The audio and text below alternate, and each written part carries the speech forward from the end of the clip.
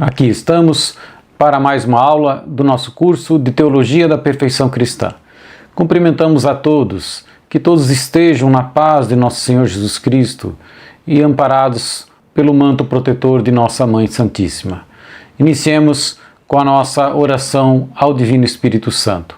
Divino Espírito Santo, amor do Pai e do Filho, inspirai-me sempre o que devo pensar, o que devo dizer, o que devo calar, o que devo escrever, como devo fazer para obter a vossa glória, o bem das almas e minha própria santificação. Glória ao Pai, e ao Filho e ao Espírito Santo, como era no princípio, agora e sempre. Amém. Hoje daremos continuidade ao tema dos pecados capitais, abordando a inveja e a ira, que derivam também da soberba da vida, uma das mencionadas na tríplice concupiscência citada por São João em sua epístola. Não mencionei na aula anterior que os pecados capitais, todas as pessoas possuem algo deles em algum grau. Uns, ele se manifesta mais, por exemplo, pela inveja, como veremos hoje. Em outras pessoas se manifesta mais na ira, a outros mais no orgulho, alguns mais na gula, outros são mais luxuriosos, outros são mais avarentos, e assim por diante. Todos temos um pouco de cada um, mas temos mais de uma inclinação do que outra, que às vezes se sobressaem diferentemente em cada pessoa. Então hoje, iniciando com a inveja, definindo a inveja é uma tendência a se entristecer com o bem alheio, como se fosse algo que atingisse nossa superioridade. Então vemos algo de bom na outra pessoa que gostaríamos que fosse nosso ou que tivéssemos a mesma qualidade e assim nos entristecemos. E muitas vezes esse sentimento vem acompanhado do desejo de ver o próximo privado do bem. Queremos também, às vezes, destruir o próximo, ou pelo menos fazê-lo perder o bem que possui. Essa inveja, ela deriva do orgulho. Por que do orgulho? Porque o orgulho não tolera superiores. Ele se acha superior aos outros, como vimos na aula anterior, e por isso também, como se considera superior, ele acha que ele é o merecedor dos bens que os outros estão recebendo, que ele vê nos outros. Então, ela deriva diretamente do orgulho, né? Quando alguém, então, está convencido que é melhor que os outros, que é superior aos demais, ele se entristece ao ver que tem pessoas que têm melhores qualidades que a dele. Isso eu queria ser, e porque eu sou melhor, eu mereço mais, e também porque essas pessoas às vezes alcançam maiores triunfos, seja na vida profissional, elas se têm algum sucesso, algum novo emprego, ou porque comprou algum bem novo, ou porque comprou joias, vestidos bonitos, enfim, ou porque é propriamente mais bela a pessoa, né, mais bonita, mas também ela chega a se manifestar até em bens espirituais. Um inveja porque o outro tem uma boa pregação, ou porque é mais simpático, ou porque é mais amável, e a pessoa também tem invejas de bens espirituais ou bens morais também. No entanto, a verdade é que o foco da inveja normalmente são as qualidades reluzentes, aquelas que realmente se mostram, se revelam para as pessoas. Por exemplo, dificilmente alguém tem inveja da humildade de outra pessoa. Ela tem inveja da sua simpatia, da sua riqueza, da sua beleza, né? Daquilo que transparece às outras pessoas, né? Mas pode acontecer também com qualidades espirituais. Então, se a pessoa está buscando até alguma coisa mais espiritual, vê que a outra pessoa está conseguindo, então também às vezes se manifesta a inveja. E também, às vezes acontece a pessoa ter inveja só de ouvir que a pessoa que ele conhece é elogiada, é enaltecida por alguém. Então, como ele tem inveja simplesmente de escutar que alguém a elogia, o que ele procura fazer? Procura imediatamente atenuar o elogio. Atribui o sucesso dele à sorte, a ser puxa-saco do patrão, ou a mais diversas qualidades que denigrem, que amenizam, que suavizam aquela qualidade que a outra pessoa viu nela.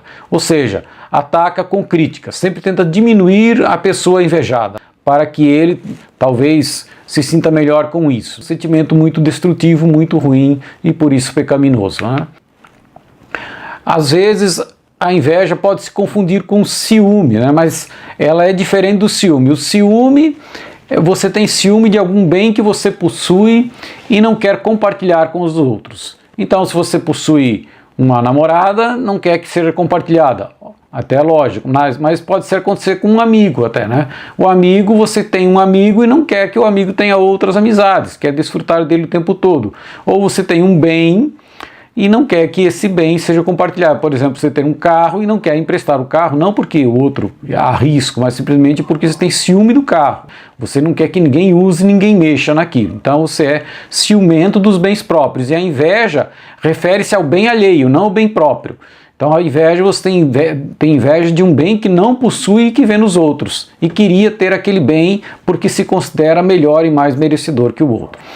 Existe também um outro sentimento que é a emulação. A emulação, na verdade, é um desejo que nos move a imitar os outros. Só que ela não é um desejo que tenta destruir o outro. Na verdade, a emulação, ela parte de uma admiração pelo outro. Então eu vejo uma qualidade na outra pessoa que admiro muito. E não tento destruir a pessoa, ou falar mal dela, ou diminuir. E sim, aquilo me estimula a imitá-la. Então esse estímulo, eles chamam um sentimento de emulação que é muito louvável. É legítimo, né? Ele pode até ser chamado como inveja boa, mas a inveja tem sempre esse lado destrutivo. E a emulação não, é parte de uma admiração pela qualidade de um bem alheio. A inveja pode ser considerada como um pecado mortal, né? Por quê? Porque se opõe diretamente à caridade. Ora, se a gente vê a pessoa que conseguiu algum bem ou recebeu uma graça especial de Deus, o nosso sentimento como cristão é se alegrar com isso. Puxa, conseguiu um novo emprego, vai viver um pouco melhor, com um pouco mais de bens, nós devemos nos alegrar com isso. Interessante que a inveja ocorre justamente o sentimento contrário, nos entristecemos com o bem alheio, quando a caridade nos leva a dizer obrigado, Senhor, de conceder esse bem a esta pessoa. Então, ter inveja, às vezes, dos bens espirituais, ou até tristeza porque ele progride na virtude, é um pecado grave. É claro que é pecado mortal quando esse sentimento é consentido. Eu tomo consciência de que estou com inveja, mas mesmo assim alimento esse sentimento e procuro destruir a pessoa ou denegrir a pessoa, ou diminuir a sua fama diante dos demais, procurando colocar-lhe defeitos que denigrem a imagem da pessoa. Então, a inveja, quando assim consentida, ela se torna pecado grave, né? Pecado mortal. Mas normalmente não é assim, às vezes é um sentimento inconsciente, às vezes nem percebemos. Claro que se estivermos atentos com exames de consciência, vamos acabar chegando à conclusão que estamos com inveja, né? Ela, além disso, ela suscita muito ódio e divisão. É só lembrar, na Bíblia há um caso clássico dos filhos de Jacó, né? Jacó que tinha seus 12 filhos, que geraram as 12 tribos, e ele tinha José, que era o seu filho predileto, e os outros irmãos tinham muita inveja de José. Chegaram a ponto, então, de vendê-lo como escravo e dizer ao pai que ele tinha sido morto por uma fera. Venderam o irmão por inveja. Veja a que ponto pode chegar a inveja de destruir a pessoa.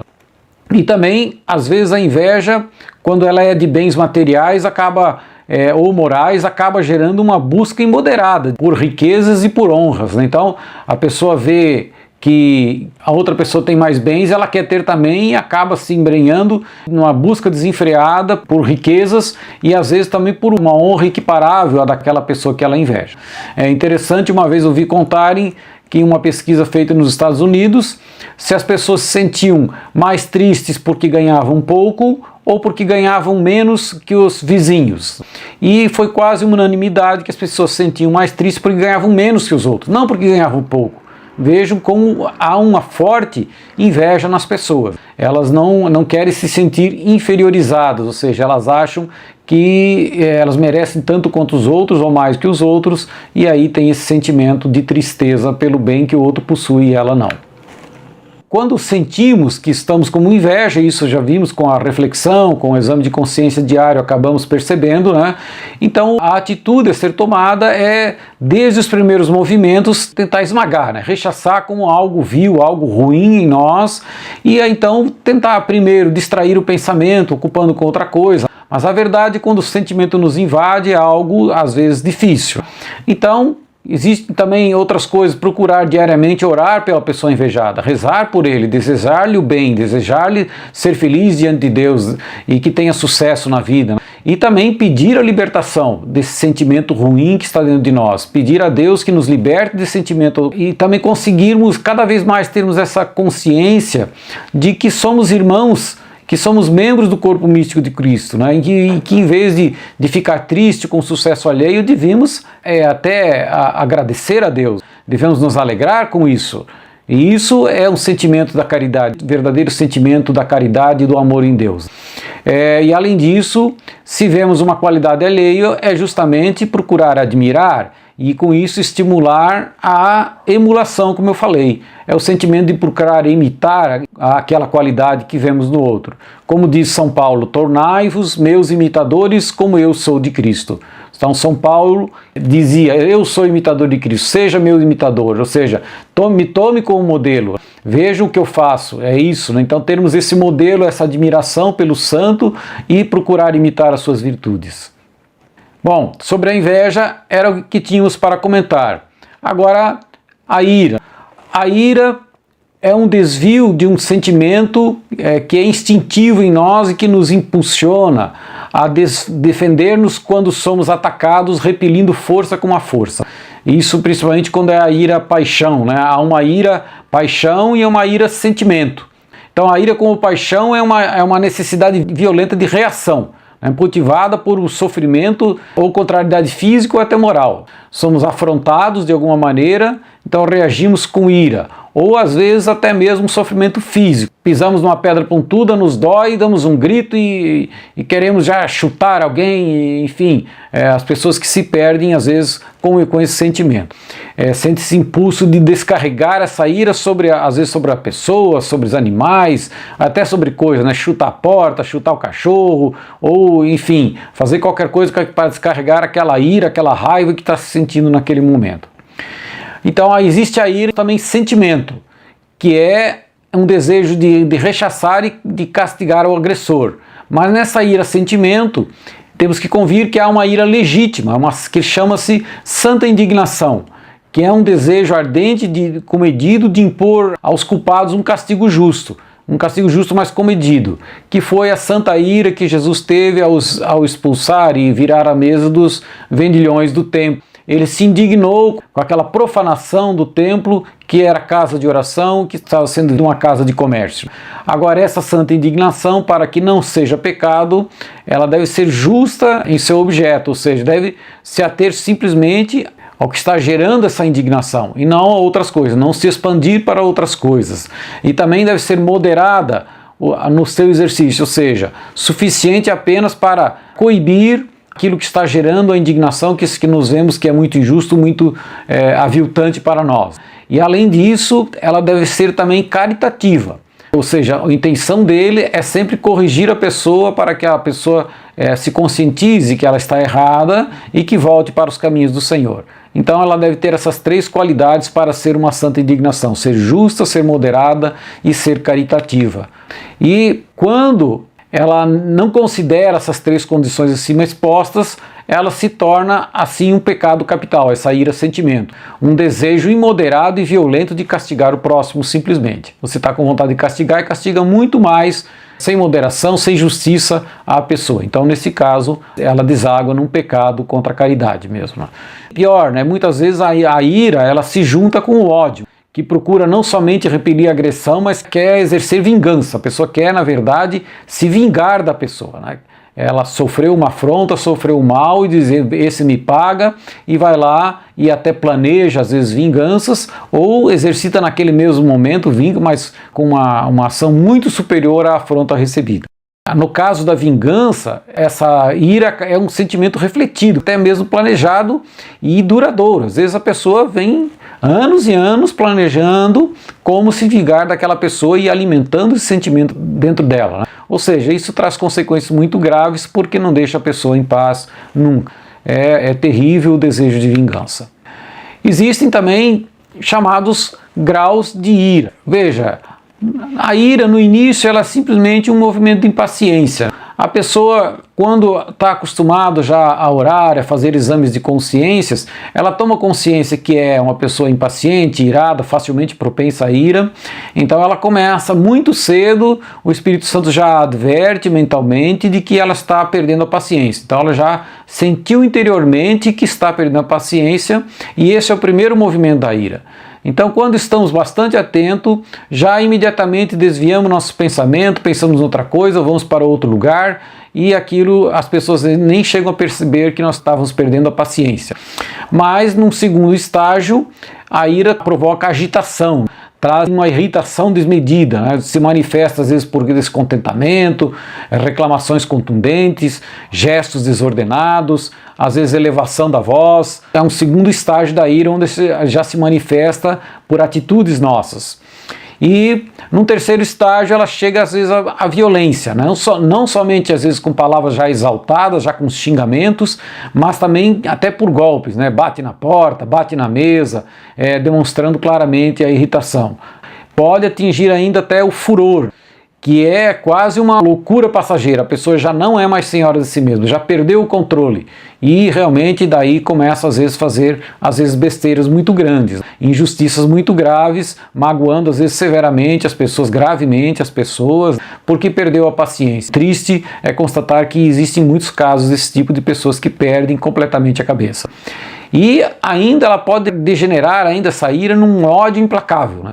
Um ódio desmedido que só respira vingança e chega até a desejar a morte da pessoa contra a qual alimenta essa ira, esse desejo de vingança. Nesse caso se torna um adversário. Nesse caso realmente há que se procurar até de repente até uma ajuda psiquiátrica, uma ajuda psicológica talvez, para se conter. Mas a ira, na maioria dos casos, então quando a gente tem algum domínio sobre nós mesmos, ela é apenas pecado venial. Quando é apenas assim, um movimento transitório de paixão, há um excesso na maneira de exercitar, uma pequena grosseria, uma palavra mais ríspida, sem violação grave às virtudes da justiça e da caridade. Então, e também uma quase refletida, um movimento impetuoso e acontece apenas isso, ele se torna apenas um pecado venial. Mas é pecado mortal quando chega esse ódio, esse rancor deliberado e voluntário, né? Porque aí realmente viola gravemente a caridade, né? E também, às vezes, até mesmo a justiça, quando, às vezes, denigre a pessoa gravemente, calunia, etc., coisas do gênero, para exercer uma vingança. Sobre a ira, nós temos uma palavra bastante forte de Jesus no Evangelho de Mateus, capítulo 5, que ele vai dizer: "Mas eu vos digo, todo aquele que se irar contra o seu irmão será castigado pelos juízes. Aquele que disser ao seu irmão raca será castigado pelo grande conselho. Aquele que lhe disser louco será condenado ao fogo da hiena." Nesses versículos, Jesus justamente quer dizer essa ira descontrolada e consciente que as pessoas têm para realmente prejudicar ao adversário, a pessoa contra quem está sendo exercida aquela ira. Bom, como efeitos da ira, a gente sabe que tudo isso, essas palavras às vezes grosseiras e até ofensivas, produzem muitas divisões, mesmo dentro das famílias, dissensões, às vezes traições, lutas e até guerras, com todas as funestas consequências dessas guerras, né? Até, às vezes o país sofre um atentado, já lá vai, exerce uma vingança de matar um povo inteiro, às vezes por causa daquilo. A ira desmedida, totalmente injusta. E às vezes mesmo no âmbito espiritual, né? Quantas vezes eu mesmo já fui testemunha, um sacerdote tem maior sucesso na sua pregação, no seu apostolado, a igreja começa a encher e já não faltam tantos outros sacerdotes que começam a falar mal dele, começam a denegri-lo por pura inveja. Uma paróquia invejando o outro. Muito triste isso mesmo dentro da própria igreja. E isso não é difícil de acontecer, né? Basta alguém ter sucesso tirando os fiéis de outra paróquia porque o outro padre está sendo mais atrativo de alguma maneira, está fazendo um apostolado melhor, pronto. Já começa a confusão. Mas mesmo que não chegue a excessos, é fonte de muitos pecados porque perdemos domínio sobre nós mesmos. O irado sempre perde domínio e acaba faltando com a caridade. Então, é um grande obstáculo para o progresso espiritual a pessoa irada. Por quê? Porque perdendo o domínio, obviamente ele perde a prudência, perde a ponderação. Ele também perde a amabilidade, a mansidão. Ele também perde o espírito de justiça, porque a paixão impede que reconheçamos o direito do próximo. Então, quando estamos irados, não queremos nem ouvir o outro que tem para dizer, queremos somente ofendê-lo, caluniá-lo, etc., humilhá-lo, qualquer coisa para descarregar a nossa ira. O que ele disser já não importa mais, estamos fora de nós mesmos, né? Perdemos o nosso domínio. E, evidentemente, tudo isso leva à perda do recolhimento interior também. Tão necessário nesse recolhimento para que a gente tenha uma vida de intimidade com Deus. Não pense que uma aura agitada pela ira pode estar em última união com Deus e com paz interior dentro de si mesma. Remédios contra a ira. Evidentemente, a gente acaba percebendo muito cedo, como falei, a partir do momento que sempre nos colocamos em oração, com exames de consciência. Mas temos que adquirir esse costume de refletir muito antes de agir.